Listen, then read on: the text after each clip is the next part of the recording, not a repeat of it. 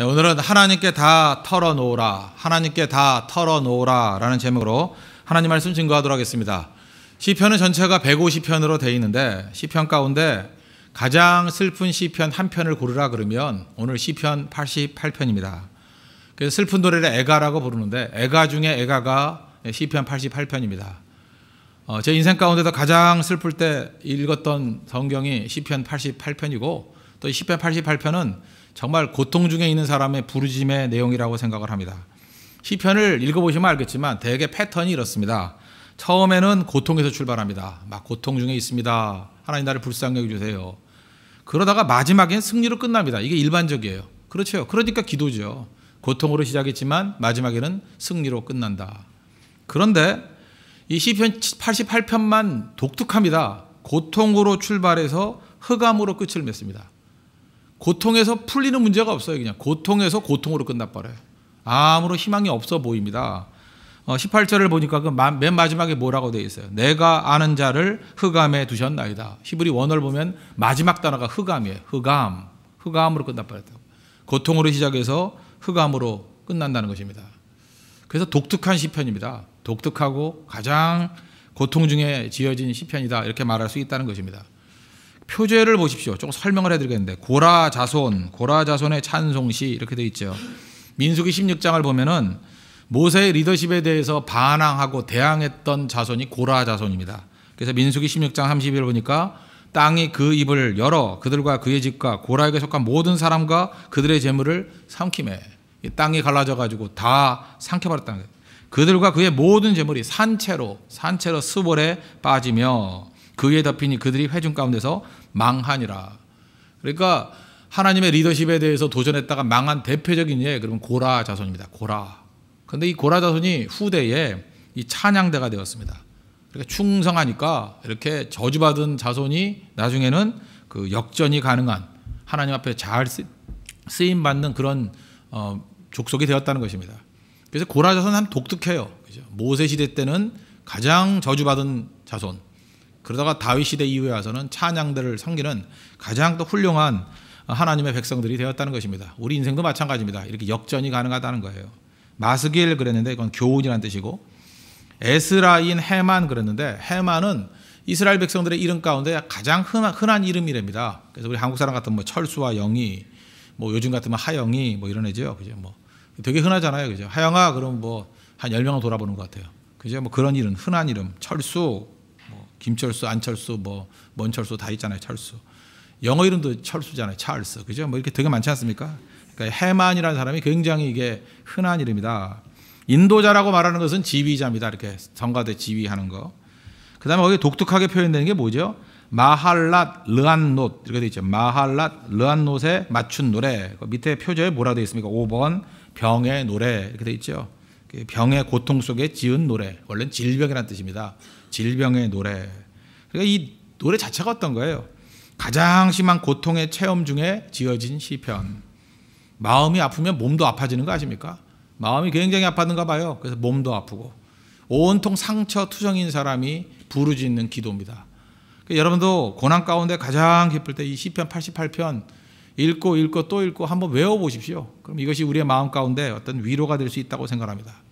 이 시편은 시작과 마지막이 고통이라 그랬죠. 그 깊은 고통의 내용이 뭔지 우리 전체를 한번 브리핑 한번 해보겠습니다. 3절 보십시오.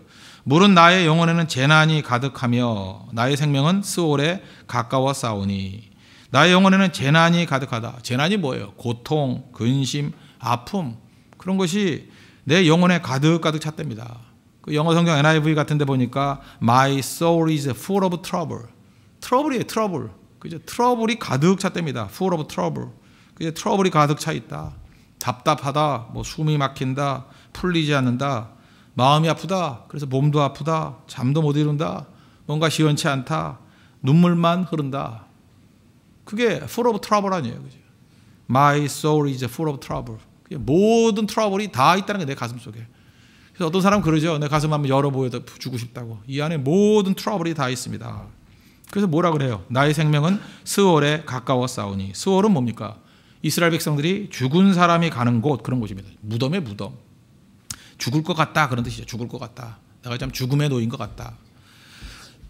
6절 보십시오. 6절 보면 주께서 나를 깊은 웅덩이와 어둡고 음침한 곳에 두셨사오며, 깊은 웅덩이, 함정에 빠졌다는 거죠. 함정에 깊이 빠져가지고 나올 수가 없습니다. 그곳은 어떤 곳이에요? 어둡고 음침한 곳입니다. 두렵습니다. 그런 뜻이죠. 또 5절을 보십시오. 죽은 자 중에 던져진 바 되었으며 죽임을 당하여 무덤에 누운 자 같으니라. 내 느낌이 어떤 느낌이에요? 이미 죽은 느낌이에요. 시체라는 거예요. 시체. 나는 시체인데 그냥 살아있는, 숨쉬고 있는 시체일 뿐입니다. 이미 난 다 죽었습니다. 나는 견딜 수 없습니다. 나는 모든 것과 다 단절이 되었습니다. 나는 힘이 없습니다. 그런 고백이죠. 8절을 한번 보실래요? 8절. 주께서 내가 아는 자를 내게서 멀리 떠나게 하시고 나를 그들에게 가증한 것이 되게 하셨사오니 나는 갇혀서 나갈 수 없게 되었나이다. 그 아는 사람을 길에서 만났는데 그죠? 얼굴을 확 돌려버린다는 거예요. 외면당하는 경험. 그거 아십니까? 외면당하고. 그죠? 옛날에 사랑하는 사람이었는데 외면해요. 그 사랑하는 사람들 다 떠나버리고 친구도 다 떠나버리고. 더 괴로운 건 뭐죠? 하나님도 나를 버린 것 같아요. 하나님 나를 외면하셨다. 14절 보십시오. 여호와여 어찌하여 나의 영혼을 버리시며 어찌하여 주의 얼굴을 내게서 숨기시나이까. 이런 외면의 체험 해보셨습니까? 다 떠나가 버려요. 뭐 어떤 때는 돈이 없을 때 이럴 수 있죠. 부자일 때는 많은 사람이 오다가 내가 어려움 당하니까, 가난해지니까 다 떠나가 버리고, 내가 힘이 있을 때는 내 옆에 와가지고 도움을 요청하던 사람들이 힘이 다 사라져 버리니까 이제는 이건 뭐 짓밟아 버리는 거예요. 그죠? 외면해버리고 침을 뱉고 가버리고. 이게 말이 안 되는 거죠. 이런 일을 당했다는 거예요. 그래서 이 시편 기자가 뭐라 그래요? 나는 이제 무덤에 떨어졌습니다. 10절부터 12절까지는 보실래요? 주께서 죽은 자에게 기이한 일을 보이시겠나이까. 유령들이 일어나 주를 찬송하리이까. 하나님, 죽은 자가 뭘 하겠습니까? 그죠? 나 다 죽어서 이제 하나님의 일 못할 것 같습니다. 난 유령이에요. 11절. 주의 인자하심을 무덤에서, 주의 성실하심을 멸망 중에서 선포할 수 있으리까. 이스라엘 백성들이 하나님께 바라는 두 가지 기둥이 있죠. 하나가 뭐예요? 인자, unfailing love, 인자, 헤세드. 또 하나가 성실, 에메스, 그냥 변함없는 사랑. 그래서 인자와 성실, 그러면 하나님이 주실 수 있는 가장 좋은 거거든요. 그런데 인자와 성실, 이거 기대할 수도 없습니다. 12절. 흑암 중에서 주의 기적과 이짐의 땅에서 주의 공의를 알 수 있으리까. 기적도 못 보고 하나님의 공의도 맛볼 수 없습니다. 고민 중에 가장 큰 고민은 뭐죠? 뭐 사람들에게 외면당하면 주께로 가면 되지만 주께 버린다고 하면 갈 곳이 없잖아요. 근데 이 모든 재난이 아무리 생각해봐도 하나님 손으로부터 온 것 같아요. 6절 보세요. 6절 7절. 주께서 나를 깊은 웅덩이와 어둡고 음침한 곳에 두셨사오며. 누가요? 주께서. 7절. 주의 노가 나를 심히 누르시고 주의 모든 파도가 나를 괴롭게 하셨나이다. 누가요? 주께서. 16절 보십시오. 16절을 보니까 주의 진노가 내게 넘치고 주의 두려움이 나를 끊었나이다. 주의 두려움. 그 영어 성경 보니까 your terrors, 테러리스트 있잖아요. 테러. 주님의 테러가 have destroyed me, 나를 갖다가 파괴시켰대. 주님의 테러. 하나님의 테러가 내 인생을 폭삭 무너뜨렸습니다. 나는 끝났습니다. 나는 무덤의 시체와 같습니다. 최근에 우리 테러리스트를 얼마나 무섭습니까? 그런데 그 테러리스트들도 무섭지만 하나님의 테러가 내게 임했대요. 하나님의 두려움, 하나님의 테러. 그냥 꼼짝없이 망하는 거죠. 얼마나 아프면 이런 고백을 하고 있겠습니까? 그죠? 아마도 뭐 절망 중에 이보다 더한 절망은 없을 것 같아요. 그래서 15절에 뭐라 그랬어요? 15절 한번 더 보실래요?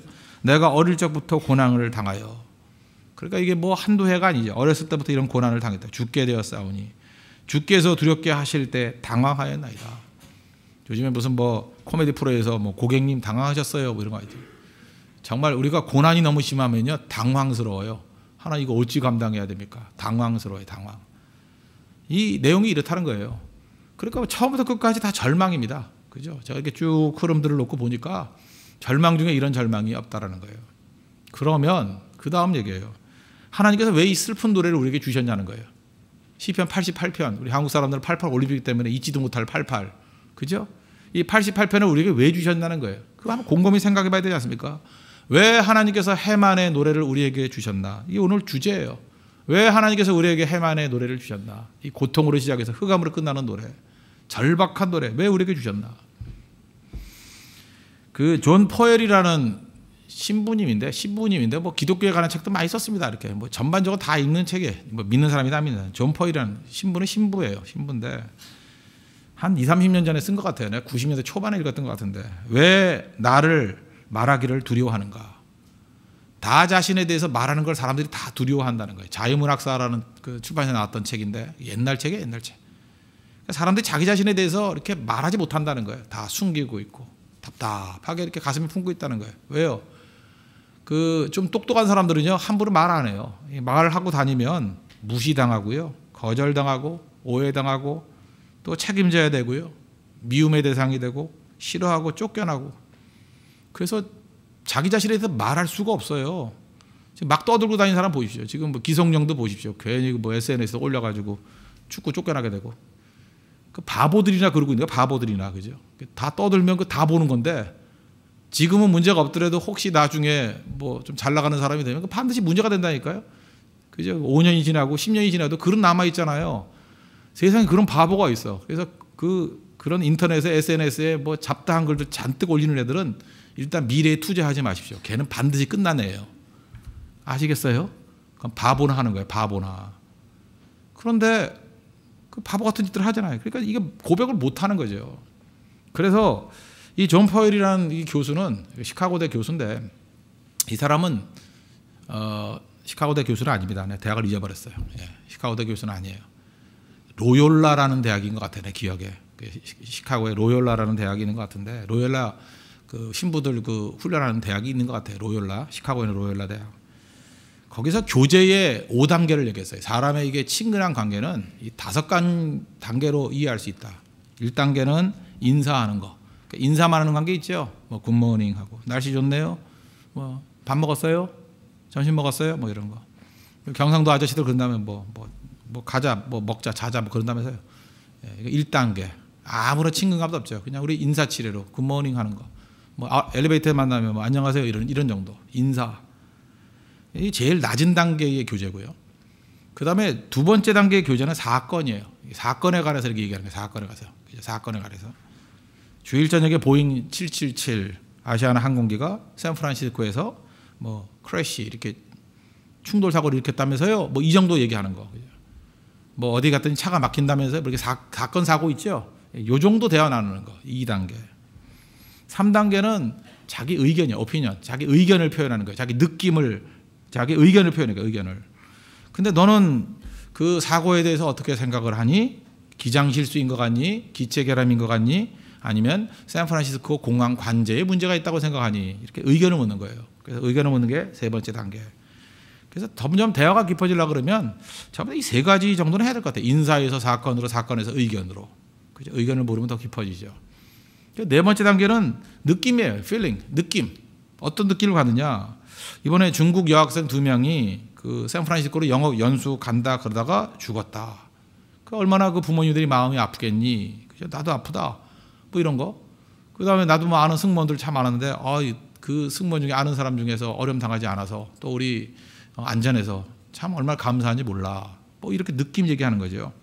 야, 그리고 이번 승무원들이 정말 칭찬받더라. 목숨을 걸고 어려움 당한 사람들, 그 조그만 등치의 그 여자 승무원들이 그 아이들을 업고 계속 나르는 걸 봤잖아요. 그래서 많은 사람들이 칭찬하더라. 저게 진짜 사명자의 모습이다. 뭐 이런 식으로 얘기하는 거. 이건 바로 뭐예요? 느낌을 얘기하는 거예요. 느낌을. 이게 좀 더 깊어지는 겁니다. 5단계. 5단계는 마음을 다 털어놓는 거예요. 이걸 뭐라 그러지? 한자로 허심탄회. 그죠? 허심탄회. 허심탄회하게 다 얘기하는 거. 이거는 힘들다는 거예요. 이건 정말로 사랑하는 사람과 관계 속, 그다음에 아주 친한 사람과의 관계 속. 근데 이건 이렇게 얘기합니다. 인간과의 관계에서는 진정한 허심탄회는 있을 수 없다. 심지어 부부 속에서, 부부 관계 속에서도 허심탄회는 글쎄 뭐 있을 수도 있지만 불가능하다. 한번 곰곰이 생각해 그런 것 같아요. 그죠? 뭐 예를 들어서 여기 여자분 중에 뭐 한번 생각을 해보시오. 뭐 남편한테 이렇게 얘기할 수 있어요? 아, 글쎄 어제 길에서 우연히 첫사랑을 만났어. 아, 우연히 만났어. 야, 그 남자 여전히 멋있대. 그 미소 최고야, 최고. 그리고 그 남자 늙지도 않는가 봐. 청년 같아. 지금 찾아봐도 가슴이 뛰더라. 그래서 전화번호 주고받았지. 오늘 새벽에도 못 나왔어요. 오늘 새벽에도 못 나왔다고.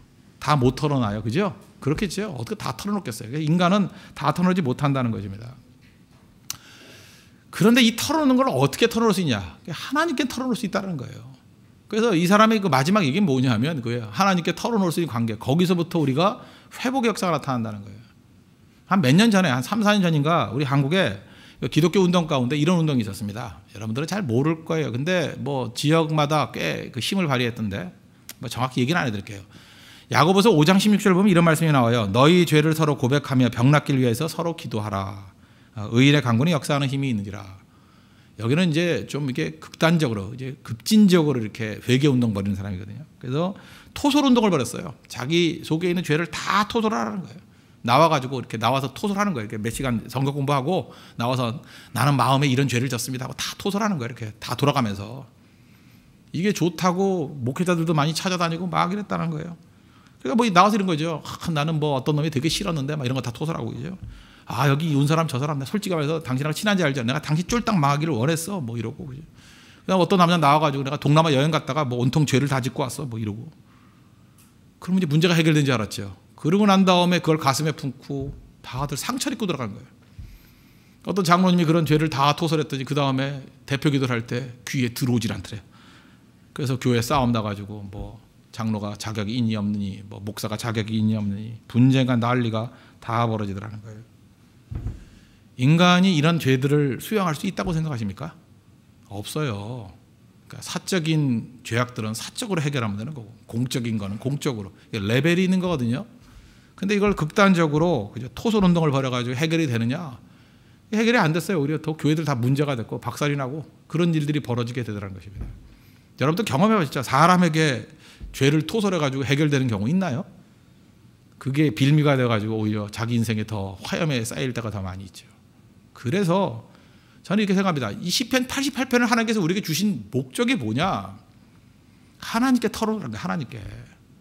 그래서 처음부터 끝까지 고난과 고통에 대한 얘기들을 하나님께 다 털어놓으라는 거예요.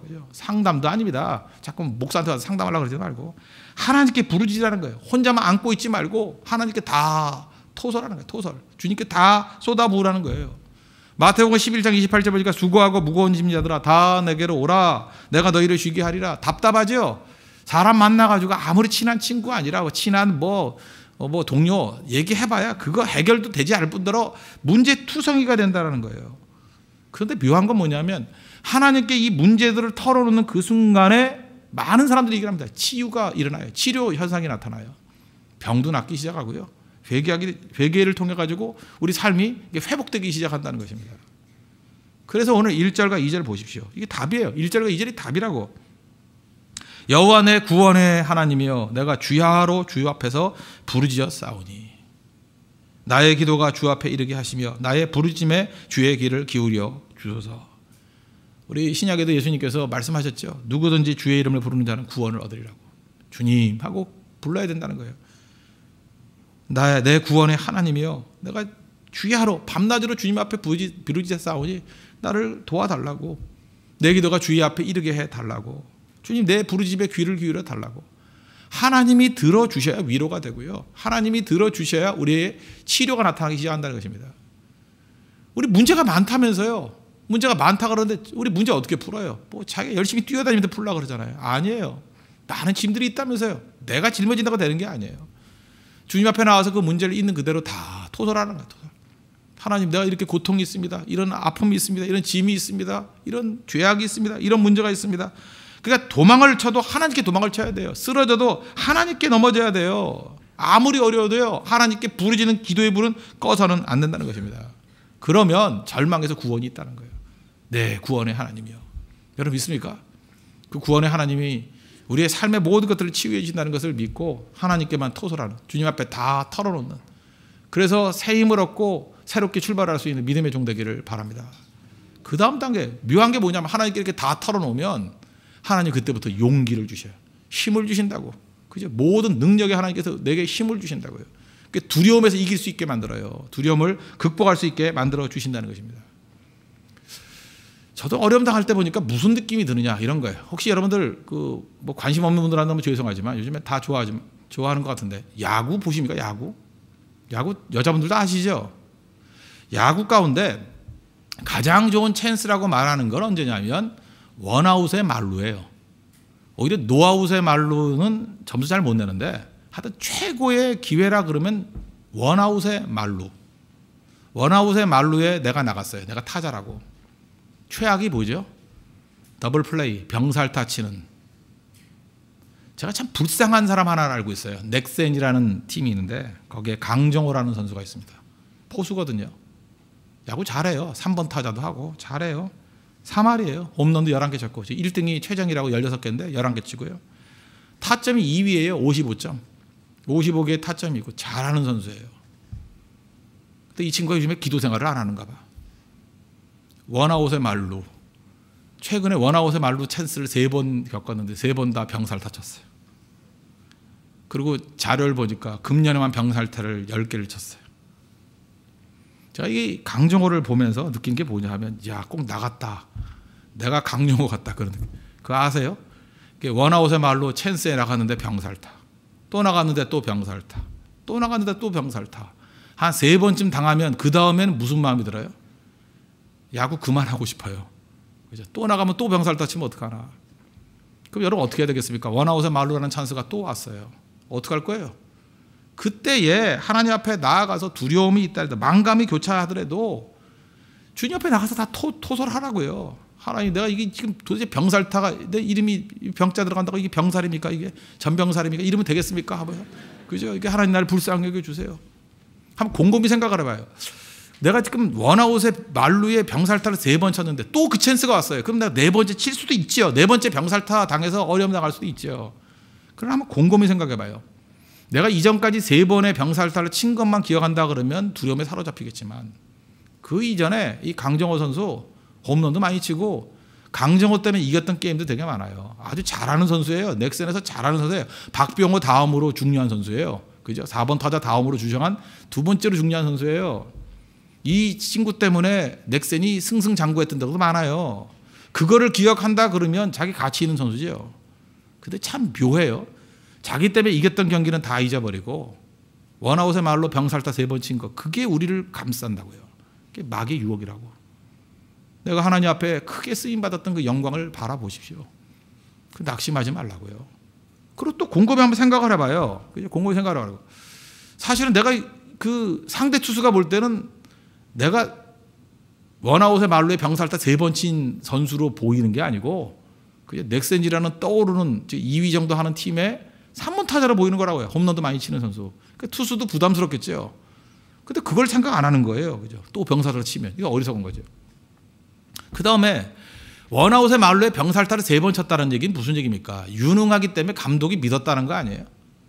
원아웃의 말로면요, 그 웬만큼 믿는 선수 아니면 못 치게 해요. 진짜 안 믿으면 교체해버리든지 딴 사람 내보내든지 핀치 히터 내보내든지 아니면은 무슨 뭐 스퀴즈 번트 같이 번트 되게 만들죠. 한 점이나 내려고. 그런데 계속 치게 만들었다는 게 뭐예요? 그만큼 유능하기 때문에 믿었다라는 거 아니에요? 아무나 원아웃의 말로에 병살타 3번 칩니까? 그것도 능력이 있어야 되는 거예요. 알아요? 근데 그 생각을 한다 그러면 새 힘을 얻을 수 있잖아요. 그리고 자기가 너무 두려워가지고 나 이제 4번째 이 상황이 오면 못하겠습니다 라고 이렇게 물러서 버린다 그러면 그 다음번에 그런 일이 올 때 또 못할 거 아니에요. 다시 그 리듬 찾는데 시간이 오래 걸릴 거 아닙니까? 그렇죠. 그래서 중요한 게 뭐예요? 4번째 병살타를 칠 상황이 온다 할지라도 또 나가야 된다는 거예요. 우리 인생이 그래요. 고난 가운데 빠질 때는 원아웃의 말로에 병살타 3번 친 선수의 심정이라고. 4번째 또 서야 된다고요. 그때에 하나님 앞에 모든 문제를 다 내놓고 하나님께 다 토설하면 주님이 뭘 줘요? 용기를 줘요. 용기를. 또 4번째 원아웃의 말로에 병살타 칠 수 있어요. 그러나 그 다음 계속 하다 보면 원래 선수의 그 실력이 나오게 돼 있다고. 그죠? 우리 인생 그렇게 살아야 된다는 것입니다. 지금 마귀가 우리를 눌러서 원아웃의 말로에 병살타 3번 친 선수 같은 모습으로 만들어놨습니다. 그 사실 크게 보면 아무것도 아닌데 그것 때문에 눌려서 아무것도 못하는 사람이라는 거예요. 오늘도 시편 88편에 이 말씀을 붙들고 주신 이유가 뭐예요? 하나님께 다 털어놓으라. 다 털어놓으십시오. 사람이 아니에요. 하나님께 다 털어놓으면 하나님께서 용기를 주십니다. 그리고 다시금 하나님께서 주신 용기를 가지고 일어서서 주님 앞에 충성을 다해서 이제는 진짜 크나큰 승리를 맛볼 수 있는 우리 거룩한 하나님 백성 되기를 축원합니다. 기도하겠습니다. 이 시간에 하나님 앞에 다 털어놓은 걸 통해서 하나님의 힘과 위로와 능력으로 다시금 도전해서 승리케 해달라고 우리의 삶을 일으켜달라고 다시 시작하는 힘을 달라고 다시 하나님 앞에 간구하도록 하겠습니다.